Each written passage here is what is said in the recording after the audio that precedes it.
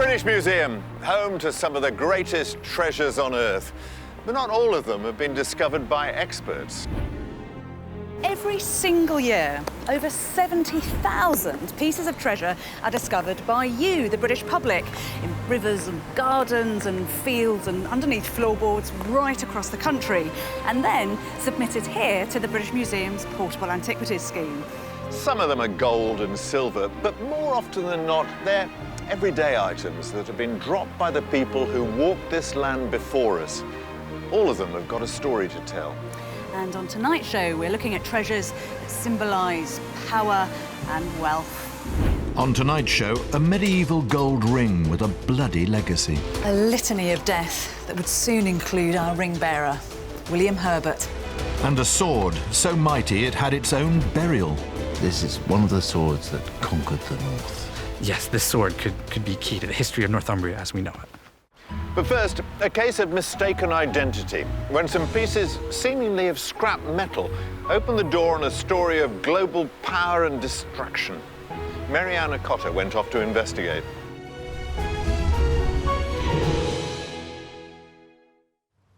In 2010, recycling plant worker Steve Allenby made a discovery in a field near Lincoln, unlike anything he'd ever seen before. I dug down and recovered a piece of copper alloy. And I examined the copper alloy and I thought this is very unusual, and dug up a further 2 or 3 more pieces, and I thought we're definitely onto something here. The field Steve was searching is next to RAF Scampton. In fact, the airbase was home to the World War II heroes who flew the Dambuster raids. Could the lumps of metal that Steve uncovered have been shrapnel left over from a Second World War bomber? He took them to archaeologist Adam Daubney to find out more. So these are the fragments. So what are they? Well, when Steve first brought these into me, I kind of looked at him and thought, this is an unimpressive group of exploded munitions. But the scraps Steve had found were much more exciting than war debris. After a bit of research, we've actually found that these are part of a 2,000-year-old statue of a horse. Wow. So 2,000 years old puts us round about Roman? In the Roman period, at the very beginning of the Roman period. Goodness me. How can you tell it's a horse? Well, this is the piece that gave it all away, really. Yeah, I can't really work out what shape that makes, though. So that fragment is actually part of the neck. Oh, so that's its kind of... Yeah. And its body's here and its head's going to be here. That's or its right. neck's going to be here. Yeah. And these fragments are part of the horse's mane. It's golden. That's right, it's got gilding all over it. So it would have actually had glowing golden hair. That would have been quite an impressive sight. Incredibly, these 10 fragments of scrap metal tell us that a life-sized horse made of bronze and gold stood somewhere in Roman Lincoln. And do we know whether this was just a horse on its own, or whether it had a rider or a chariot or something? Yeah, we're pretty certain that an emperor would have sat on this horse. It's a horse fit for a king, really. And Adam has an idea who that king may have been. In the late 1st century AD, the Romans ruled over much of Europe and northern Africa, and at the head was the Emperor Domitian. Domitian was said to be a tyrant known for cruelty and extravagance. On the edge of the empire, Lincoln had been founded during Domitian's rule. According to tradition, a golden statue of him would have probably been built at the centre to demonstrate the reach of his power. This is what it would have looked like. The statue would have been an imposing sight. But Domitian's thirst for power was to be his downfall. Domitian was power crazy. In fact, he asked people to call him master and god, which kind of made him unpopular with the Senate. And if you get on the wrong side of the Senate, basically, you get assassinated. The all-powerful Senate had him killed off by one of his own bodyguards. But even if he was assassinated, why would they destroy his statue? Well, after he was assassinated, the Senate decreed something called damnatio memoriae, which basically means damnation of the memory. And what the Senate wanted to do was erase every memory of Domitian, including our statue. But little did the Romans know that nearly 2,000 years later, we would be able to piece back together the statue they tried to destroy. In Rome, some of these great statues do still exist, but in the wider empire, including Britain, very little survives, and even less survives of the Emperor Domitian. But even though the Romans tried to erase him, thanks to these fragments, we haven't forgotten him.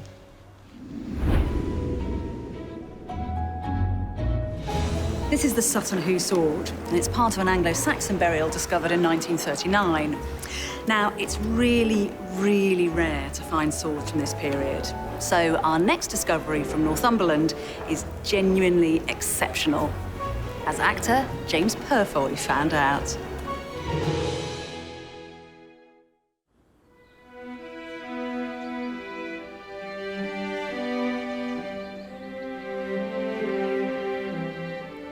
I've always loved swords.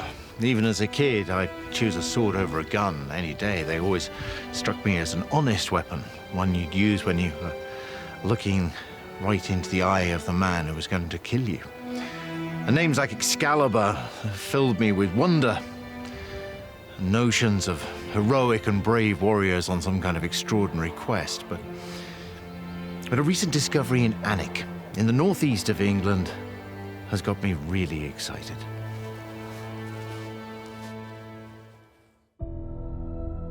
In 2012, a metal detectorist who wishes to remain anonymous dug up what looked like a lump of scrap metal. But when archaeologists saw it, they were so excited that they launched a dig to find out more. Rob Collins is the lead archaeologist. So, Rob, tell us, what was found here? But what's brought us all up here, really, is this sword. Come on, Rob, doesn't look much like a sword to me. If you look at it like this, we have this nice rectangle. Okay. You have the curve, follow it around like that. So imagine it's all straightened out. And is there anything else on there that gives us any kind of clue?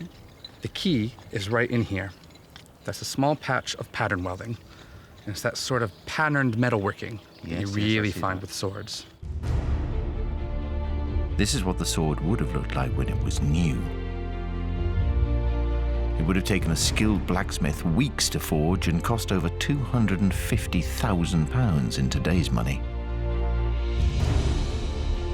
But what's been done to this 1,400-year-old blade makes it truly exceptional. How come a sword ends up like an old gnarly bit of metal like this? What's happened, we think this has accompanied an important man, an important warrior or leader in burial. And so as the man's been buried, so has his sword. But to do that, they've killed the sword first. They gave the sword to a smith, he took it to his forge, he reheated it, and hammered it into this curved shape. To make it completely unusable? Indeed. So as the warrior dies, so does his sword. Okay. Can I hold it? Please. Ooh, it's got a real weight to it, hasn't it? Yeah, if it was straight, it would definitely kill you. Killing a sword was a ritual to honor only the most powerful and revered men in the country. It meant that nobody else would ever be able to use it.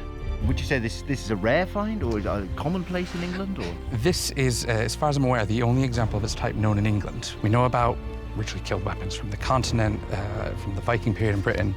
But yeah, for early Anglo-Saxon England, as far as I'm aware, this is the only one of its type, so this is very rare. Swords were highly prized possessions that were often passed down through the generations or taken as spoils of battle. And clearly this sword belonged to a great and noble warrior. The Anglo-Saxon owner of this sword lived in the 6th century. At this time, Britain was divided into many kingdoms, each one fighting the others to try and grab more land and power. To truly understand what it was like to be an Anglo-Saxon warrior, I'm going to put my sword-wielding skills to the test against a skilled expert.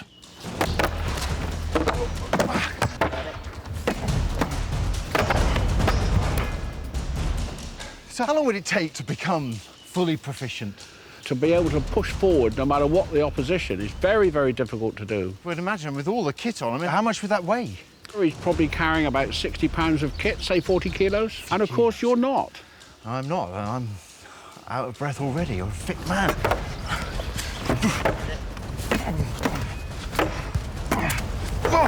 I yield to you, sir. You're the first man who's made me do that on film for quite some time, I can assure you. This is the only example of an Anglo-Saxon sword that has been ritually killed in Britain. And Rob has a theory about whom it may have belonged to. Well, we have this great character in the history of Northumbria, Ida, essentially the founding king of Northumbria. He would have rode out with his companions, his bodyguard, conquering the countryside, bringing everyone under his sway. So there is a distinct possibility that this is one of the swords that conquered the north. Yes, this sword could be key to the history of Northumbria as we know it.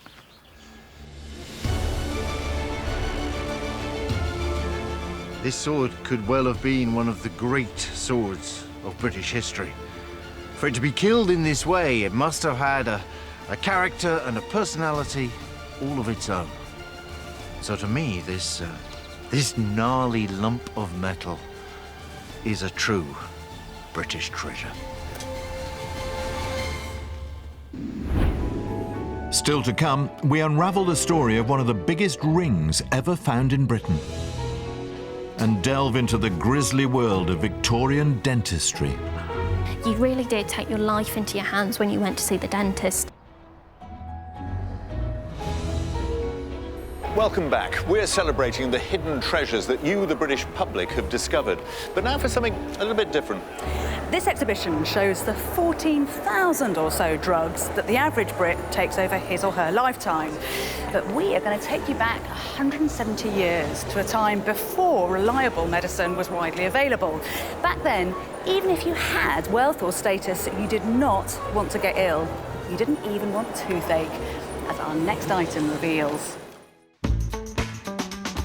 The city of Manchester. Alan Mort spends his day working for Manchester United, but in his spare time he searches for artefacts. And while in the Yorkshire countryside, he came across something bizarre. Dug it up, I looked at it, I thought, a set of horse teeth here in the middle of nowhere. First of all, I thought it was lead. I was just wondering, how would you get these in your mouth? The item Alan had found looked like teeth, and they came from the 1800s, a time when you would avoid going to the dentist at all costs.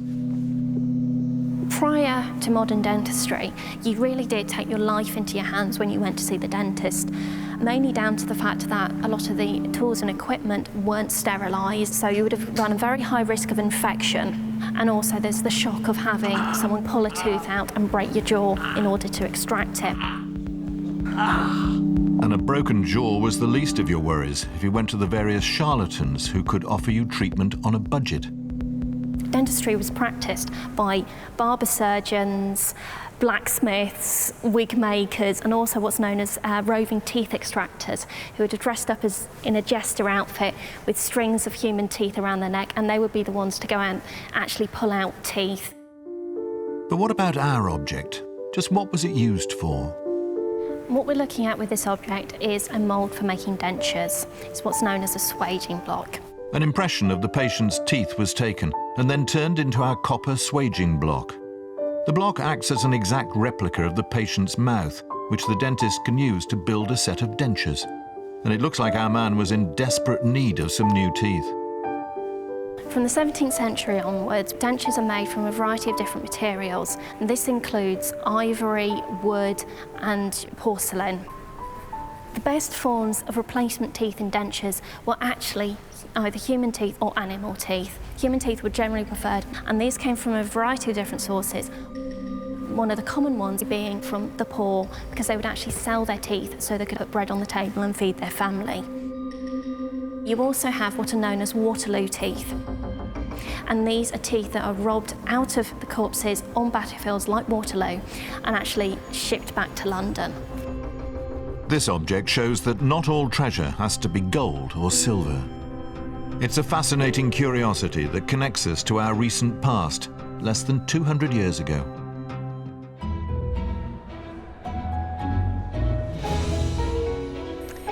The word treasure often conjures up images of gold. And that's partly because gold is so rare, but it's also because the metal has an almost magic quality to it. It's because gold doesn't tarnish. Bury it for 1,000 years and it's as shiny when it comes out of the ground as when it went in. If you're ever lucky enough to find it, it's something you'll never, ever forget.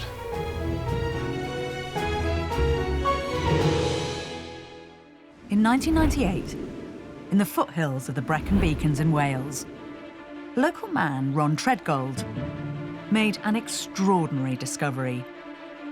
An enormous gold ring that could only have belonged to someone of serious power and wealth. I want to see this ring for myself, so I'm meeting Dr. Mark Redknapp from the National Museum of Wales. Wow. I mean, the size really strikes you. It's about 47 grams of gold. And it's so elaborately worked. I mean, it's really beautiful. That looks to me like that's very late medieval. Yes, we're probably here looking at a mid-15th century ring. And it's key, isn't it, that often these bits of jewellery were kind of, they multitasked in the late medieval periods. This is a job of work to do. Yes, it's a signet ring for making seals. This ring would have been used to seal documents and letters, the imprint in wax acting like a signature. There we have a sealed document. Proof it came from the hand of the ring bearer. So when the experts looked closely at the seal this ring made, they were able to see a clue as to who might have worn it. Clearly visible are the initials W and A. So who are W and A? It was found about 600 metres south of Raglan Castle, and at that time was occupied by William Herbert, who'd married Anne Devereux. He was a Welsh warlord and played a crucial role in the Wars of the Roses. This was a conflict between two powerful dynasties. On one side, the Lancastrians, on the other, the Yorkists, all fighting to rule England. The wars raged for over 30 years and the throne passed between the two families. Tens of thousands died in battle. William Herbert was an important general for the Yorkists, and when they were in power, they rewarded him handsomely for his loyalty, with wealth and status. So what was he really like? I've come to Raglan Castle to see where he lived. It's a real statement building, a really show-off building. He has to have this as a statement of his power, his wealth, his influence and his position in society. But it is great coming here because this is such an impressive building. But also, isn't it fantastic that that little ring was found? So it's a kind of added bit to the jigsaw puzzle of this story. Absolutely, and if it is truly William Herbert's ring, then it does give us another sense of the man, not just the committed soldier, the courtier, the politician, but also the husband and the lover. It's rare to find anything gold, but what's really special about Ron Treadgold's discovery is that it reveals an intimate detail of William Herbert's life, the strength of his bond with his wife Anne. Sadly, their union would meet a tragic end. In 1468, it looked as if the Wars of the Roses were over.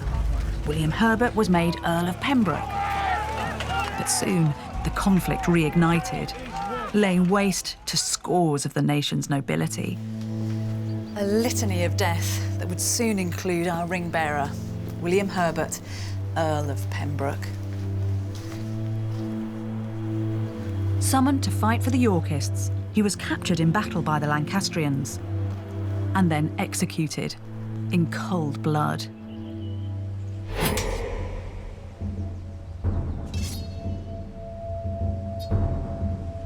The Wars of the Roses finally came to an end in 1485. We'll never know how the Raglan ring was lost, but it's a remarkable link to one player from the bloodiest periods in British history. Now housed in the National Museum of Wales in Cardiff, this ring might be worth tens of thousands of pounds, but what it's added to our history is priceless. And all thanks to one man who devoted his spare time to finding it.